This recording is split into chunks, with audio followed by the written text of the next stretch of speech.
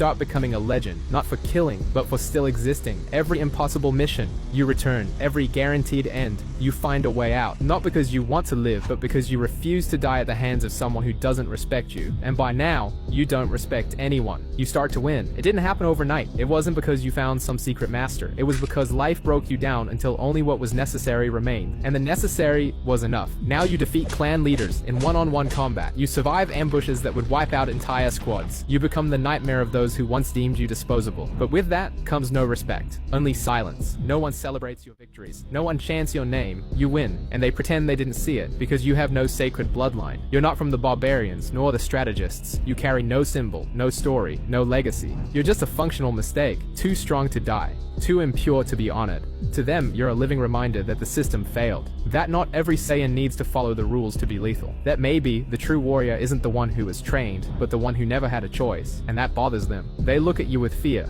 disguised as disdain. You've won battles no one else dared to fight, and still, they don't call you brother. At best, they call you beast, but that's fine. You learned to live in the desert, remember? Only now, the desert lives in you. Even in the crowd, even in the heart of war, you're still alone. Victorious, but alone. You watch brothers killing brothers, and you feel nothing anymore. At first, it hurt, then it made you angry. Now, just exhaustion. Saiyans with the same blood tearing each other apart on the battlefield for flags that change color every week. Clans that once swore eternal loyalty turning on each other over territories that don't even have names. They scream about honor, kill for pride, die for absolutely nothing. You see two warriors ripping each other's chests open, and in the end, the survivor still smiles, as if he's won something, but you know what he's really earned. One more grave to dig. Sadala has become a ring of blind gladiators, and the few who can still see, pretend they can't. You stop walking through corpses the same way you'd walk through trees.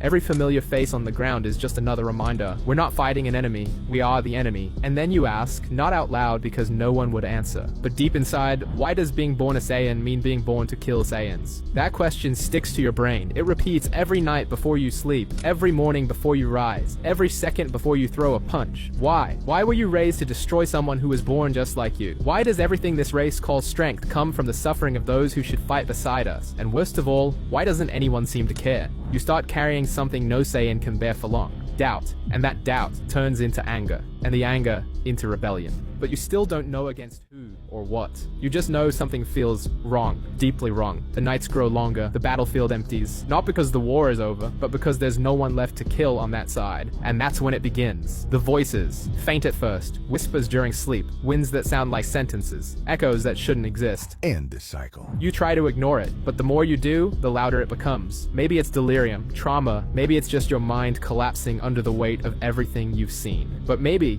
not, because the more you listen, the more it feels true. The cycle must end, not just the war, not just Sadala, everything the Saiyans have become. You begin to walk differently, look differently, and deep down, you begin to believe. You weren't made to save this planet. You weren't made to unite its people. Nothing so noble. You were made to break it, to be the final scream in a silence no one dared to face. You weren't born to inherit Sadala, you were born to bury it. And deep within your chest, a flame begins to burn, silent, golden, furious. You thought rock bottom was lonely, but even rock bottom had ground beneath it. The war reaches its peak. The barbarians surround the strongholds of the strategists. The strategists launch concentrated key weapons that crack the planet's surface. Sadala's core begins to boil, and no one stops. No one backs down. Each side convinced they're one death away from victory. You run through the fields trying to save who you can, but what you witness is civilization collapsing in slow motion. Families burning, children trampled, warriors laughing as they fall. You try to scream, but no sound comes out. Try to hold on, but your hands fail, and then comes the final strike. Two colossal energy spheres collide in the sky. The impact is nuclear. The planet shakes, the ground splits, the atmosphere tears apart, everything turns to dust. You wake up at the center of the crater, body caked in dried blood, the air thick as lead. You look around and find nothing. No clans, no flags, no guilt, only silence. And in that silence, something inside you screams. A scream that doesn't leave your mouth.